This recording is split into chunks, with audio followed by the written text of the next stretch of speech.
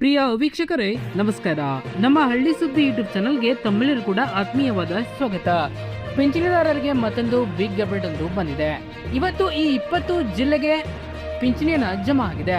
ಯಾರಿಗೆಲ್ಲ ಜಮಾ ಆಗಿಲ್ವೋ ಅವರಿಗೆ ಇಂದು ಜಮಾ ಆಗಲಿದೆ. ಹೌದು, ಹಾಗಾದ್ರೆ ಯಾವೆಲ್ಲ ಜಿಲ್ಲೆಗೆ ಜಮಾ ಆಗಲಿದೆ ಎಲ್ಲವನ್ನು ಕೂಡ ನಾನು ವಿಡಿಯೋದ ಕೊನೆಯಲ್ಲಿ ತಿಳಿಸಿಕೊಡ್ತಾ ಹೋಗ್ತೀನಿ. ದಯವಿಟ್ಟು ವಿಡಿಯೋನ ಮಧ್ಯದಲ್ಲಿ ಸ್ಕಿಪ್ ಮಾಡದೆ ಸಂಪೂರ್ಣವಾಗಿ ನೋಡಿ.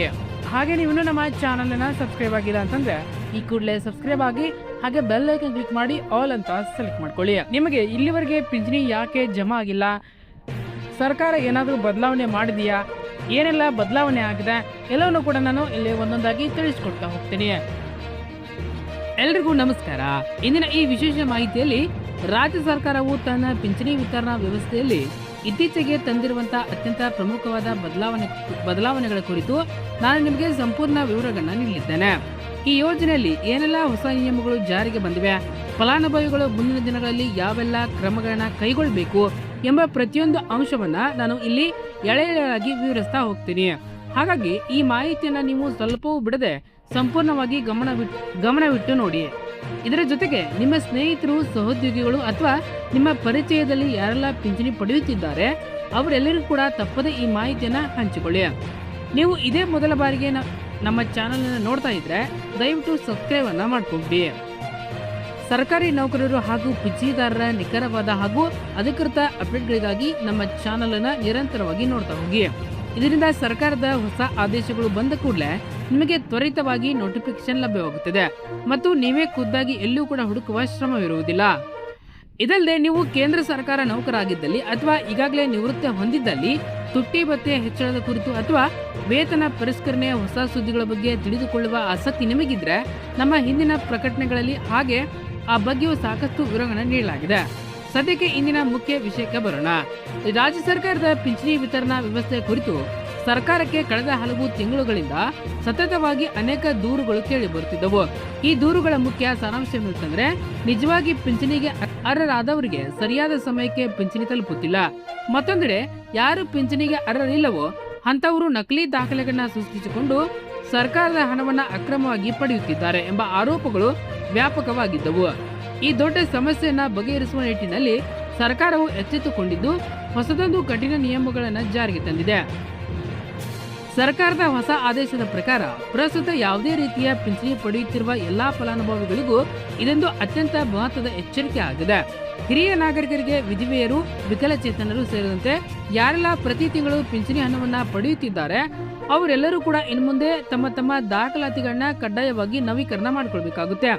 ಕೆಲವೊಂದು ತಾಂತ್ರಿಕ ಅಡಚಣೆಗಳಿಂದಾಗಿ ಅಥವಾ ಹಳೆಯ ದಾಖಲೆಗಳು ಈಗಿನ ವ್ಯವಸ್ಥೆಗೆ ಹೊಂದಾಣಿಕೆ ಆಗದ ಕಾರಣ ಅನೇಕರಿಗೆ ಪಿಂಚಣಿನ ಬ್ಯಾಂಕ್ ಖಾತೆಗೆ ಜಮಾ ಆಗುತ್ತಿಲ್ಲ. ಹಾಗಾಗಿ ಅರ್ಹ ಫಲಾನುಭವಿಗಳನ್ನ ಸರಿಯಾಗಿ ಗುರುತಿಸಲು ಮತ್ತು ನಕಲಿ ಫಲಾನುಭವಿಗಳನ್ನ ಪಿಂಚಣಿ ಪಟ್ಟಿಯಿಂದ ಶಾಶ್ವತವಾಗಿ ತೆಗೆದುಹಾಕಲು ಸರ್ಕಾರವು ಈ ದಾಖಲೆಗಳ ನವೀಕರಣ ಪ್ರಕ್ರಿಯೆಯನ್ನು ಆರಂಭಿಸಿದೆ. ಒಂದು ವೇಳೆ ನಿಮಗೆ ನಿಗದಿತ ಸಮಯದೊಳಗೆ ನಿಮ್ಮ ದಾಖಲಾತಿಗಳನ್ನ ನೀವು ಅಪ್ಡೇಟ್ ಮಾಡಿಸದಿದ್ದರೆ ಮುಂಬರುವ ತಿಂಗಳುಗಳಿಂದ ನಿಮ್ಮ ಪಿಂಚಣಿ ಪಾವತಿ ಸಂಪೂರ್ಣವಾಗಿ ನಿಲ್ಲುತ್ತದೆ. ಉದಾಹರಣೆ ಹೇಳ್ಬೇಕಂದ್ರೆ ಕೇವಲ 60 ವರ್ಷ ತುಂಬಿದಾಗ ದಾಖಲೆ ನೀಡುತ್ತಾರೆ. ಈಗ ಅವರಿಗೆ 70 ವರ್ಷ ವಯಸ್ಸಾಗಿರಬಹುದು. 70 ವರ್ಷ ದಾಟಿದ ಮೇಲೆ ಪಿಂಚಣಿ ಮೊತ್ತದಲ್ಲಿ ಸ್ವಲ್ಪ ಹೆಚ್ಚಳವಾಗುತ್ತದೆ. ಆದ್ರೆ ನೀವು ದಾಖಲೆ ಅಪ್ಡೇಟ್ ಮಾಡದಿದ್ರೆ ಆ ಹೆಚ್ಚುವರಿ ಹಣ ನಿಮಗೆ ಸಿಗುವುದಿಲ್ಲ. ಇನ್ನು ಕೆಲವು ಪ್ರಕರಣಗಳಲ್ಲಿ ಪಿಂಚಣಿ ಪಡೆಯುತ್ತಿದ್ದ ಮೂಲ ವ್ಯಕ್ತಿ ಮರಣ ಹೊಂದಿದ್ರೂ ಕೂಡ ಅವರ ಕುಟುಂಬದವರು ಸರಿಯಾದ ದಾಖಲೆ ನೀಡದೆ ಪಿಂಚಣಿ ಮುಂದುವರಿಸುತ್ತಿರಬಹುದು. ಇಂಥ ತಪ್ಪುಗಳನ್ನ ತಡೆಯಲು ಎಲ್ಲರೂ ಕೂಡ ತಮ್ಮ ಸಂಬಂಧಪಟ್ಟ ಇಲಾಖೆಗಳಿಗೆ ಖುದ್ದಾಗಿ ಭೇಟಿ ನೀಡಿ ಕಾಗದ ಪತ್ರಗಳನ್ನ ಸರಿಪಡಿಸಿಕೊಳ್ಬೇಕು. ಈ ಕಡ್ಡಾಯ ನಿಯಮವು ಕೂಡ ಸಂಧ್ಯಾ ಸುರಕ್ಷಾ ಯೋಜನೆ, ಇಂದಿರಾ ಗಾಂಧಿ ವೃದ್ಧಾಪ್ಯ ವೇತನ ಯೋಜನೆ, ಅಂಗವಿಕಲರ ವೇತನ ಸೇರಿದಂತೆ ರಾಜ್ಯ ಸರ್ಕಾರದ ಎಲ್ಲಾ ಪಿಂಚಣಿ ಯೋಜನೆಗಳಿಗೂ ಕೂಡ ಅನ್ವಯಿಸುತ್ತದೆ. ಹಾಗಾದ್ರೆ ನೀವು ಯಾವೆಲ್ಲ ದಾಖಲೆಗಳನ್ನ ಒದಗಿಸಬೇಕು ಇಲ್ಲಿ ನೋಡ್ತಾ ಹೋಗೋಣ. ಮೊದಲನೇದಾಗಿ ಆಧಾರ್ ಕಾರ್ಡ್. ಹೌದು, ಇದು ಅತ್ಯಂತ ಕಡ್ಡಾಯವಾಗಿದೆ. ಆಧಾರ್ ಕಾರ್ಡ್ ಇಲ್ಲದೆ ಮುಂದಿನ ತಿಂಗಳಿನಿಂದ ಪಿಂಚಣಿ ಸಿಗುವುದಿಲ್ಲ. ಇನ್ನು ಬಿಪಿಎಲ್ ಕಾರ್ಡ್ ಇದ್ರೆ ಇದನ್ನ ಒದಗಿಸಬಹುದು, ಆದ್ರೆ ಇದು ಕಡ್ಡಾಯವಲ್ಲ. ಇನ್ನು ಹಿರಿಯ ನಾಗರಿಕರ ಪ್ರಮಾಣ ಪತ್ರ, ವಯೋಮಾನಕ್ಕೆ ತಕ್ಕಂತೆ ಸಿಗುವ ಹೆಚ್ಚಿನ ಪಿಂಚಣಿಗೆ ಇದು ಆಧಾರವಾಗುತ್ತಿದೆ. ಇನ್ನು ವೈದ್ಯಕೀಯ ದೃಢೀಕರಣ ಪತ್ರ, ವಿಕಲಚೇತನರು ತಮ್ಮ ಅಂಗವಿಕಲದ ಪ್ರಮಾಣ ಪತ್ರವನ್ನ ನವೀಕರಿಸಬೇಕು. ಮರಣ ಪ್ರಮಾಣ ಪತ್ರ, ಕುಟುಂಬ ಪಿಂಚಣಿ ಅಥವಾ ವಿಧವಾ ವೇತನ ಪಡೆಯುತ್ತಿರುವ ಮೃತ ಪತಿಯ ಡೆತ್ ಸರ್ಟಿಫಿಕೇಟ್ ಅನ್ನ ಒದಗಿಸಬೇಕಾಗುತ್ತೆ. ಇನ್ನು ಆದಾಯ ಪ್ರಮಾಣ ಪತ್ರ, ಪಿಂಚಣಿ ಹೊರತುಪಡಿಸಿ ಕೃಷಿ ಅಥವಾ ಇನ್ನಿತರ ಮೂಲಗಳಿಂದ ಆದಾಯ ಬರುತ್ತಿದ್ರೆ ಆದಾಯ ಪ್ರಮಾಣ ಪತ್ರವನ್ನು ಕೂಡ ನೀವು ನೀಡಬೇಕಾಗುತ್ತೆ. ಅದರಿಂದ ಪಿಂಚಣಿ ಸ್ಥಗಿತಗೊಳ್ಳುವ ಮುನ್ನವೇ ಎಚ್ಚೆತ್ತುಕೊಂಡು ಈ ಮೇಲಿನ ಎಲ್ಲಾ ದಾಖಲಾತಿಗಳನ್ನ ಸಿದ್ಧಪಡಿಸಿಕೊಂಡು ನಿಮ್ಮ ಇಲಾಖೆಗೆ ಭೇಟಿ ನೀಡಿ ಯಾವುದೇ ಗೊಂದಲವಿಲ್ಲದೆ ಮುಂದಿನ ದಿನಗಳಲ್ಲಿ ನಿಮ್ಮ ಪಿಂಚಣಿಯನ್ನು ನಿರಂತರವಾಗಿ ನಿಮ್ಮ ಕೈ ಸೇರಲಿದೆ. ಇನ್ನು 2 ತಿಂಗಳ ಬಾಕಿಯನ್ನ ಒಟ್ಟಿಗೆ ಜಮಾ. ಹೌದು, ಕೊನೆಗೂ ಕಾಯುತ್ತಿದ್ದ ಪಿಂಚಣಿದಾರರಿಗೆ ರಾಜ್ಯ ಸರ್ಕಾರದಿಂದ ಒಂದು ಗುಡ್ ನ್ಯೂಸ್ ಸಿಕ್ಕಂತಾಗಿದೆ. ತಾಂತ್ರಿಕ ಸಮಸ್ಯೆಗಳನ್ನ ಬಗೆಹರಿಸಿರುವ ಸರ್ಕಾರ ಏಪ್ರಿಲ್ ಮತ್ತು ಮೇ ತಿಂಗಳ ಬಾಕಿ ಪಿಂಚಣಿ ಹಣವನ್ನ ಒಟ್ಟಿಗೆ ಸೇರಿಸಿ ಫಲಾನುಭವಿಗಳ ಖಾತೆಗೆ ಜಮಾ ಮಾಡಲು ಮುಂದಾಗಿದೆ. ಮೊದಲ ಹಂತದಲ್ಲಿ ರಾಜ್ಯದ ಪ್ರಮುಖ 15 ಜಿಲ್ಲೆಗಳ ಫಲಾನುಭವಿಗಳ ಖಾತೆಗೆ ಹಣ ಜಮಾ ಪ್ರಕ್ರಿಯೆ ಆರಂಭವಾಗಿದೆ. ತಲಾ 2 ತಿಂಗಳ ಪಿಂಚಣಿ ಮೊತ್ತವಾದ 2200 ಹಾಗೂ ನಿರ್ದಿಷ್ಟ ವರ್ಗದವರಿಗೆ 4400 ವರೆಗಿನ ಹಣ ನೇರವಾಗಿ ಅವರ ಬ್ಯಾಂಕ್ ಖಾತೆಗೆ ನೇರವಾಗಿ ಜಮಾ ಆಗ್ತಾ ಇದೆ. 15 ಜಿಲ್ಲೆಗಳು ಯಾವ್ಯಾವು? ಹೌದು, ಬೆಳಗಾವಿ, ಹಾವೇರಿ, ಹಾಸನ, ಕೊಪ್ಪಳ, ಗದಗ, ಬಳ್ಳಾರಿ, ಬೆಂಗಳೂರು ನಗರ, ಬೆಂಗಳೂರು ಗ್ರಾಮಾಂತರ, ಚಿಕ್ಕಮಗಳೂರು, ಬೀದರ, ಮಂಡ್ಯ, ಉಡುಪಿ ಮತ್ತು ಕೊಡಗು ಸೇರಿದಂತೆ 15 ಜಿಲ್ಲೆಗಳ ವ್ಯಾಪ್ತಿಯಲ್ಲಿ ಹಣ ವರ್ಗಾವಣೆ ಪ್ರಕ್ರಿಯೆ ಚಾಲ್ತಿಯಲ್ಲಿದೆ. ನೀವು ಈ ಜಿಲ್ಲೆಯವರಾಗಿದ್ರೆ ತಕ್ಷಣ ನಿಮ್ಮ ಬ್ಯಾಂಕ್ ಖಾತೆ ಅಥವಾ ಬ್ಯಾಲೆನ್ಸ್ ಅನ್ನು ಚೆಕ್ ಮಾಡ್ಕೊಳ್ಳಿ. ಇನ್ನುಳಿದ ಜಿಲ್ಲೆಗಳಿಗೂ ಕೂಡ ಮುಂದಿನ ದಿನಗಳಲ್ಲೇ ಹಂತ ಹಂತವಾಗಿ ಹಣ ಜಮಾ ಆಗಲಿದೆ. ಇನ್ನು 25 ಲಕ್ಷ ನಕಲಿ ಫಲಾನುಭವಿಗಳ ರದ್ದು. ಹೌದು, ಪಿಂಚಣಿ ವಿತರಣೆಯಲ್ಲಿನ ಆರ್ಥಿಕ ಹೊರೆಯನ್ನ ಕಡಿಮೆ ಮಾಡಲು ಸರ್ಕಾರ ಇತ್ತೀಚೆಗೆ ದಾಖಲೆಗಳ ಕಟ್ಟುನಿಟ್ಟಿನ ಪರಿಶೀಲನೆ ನಡೆಸಿದೆ.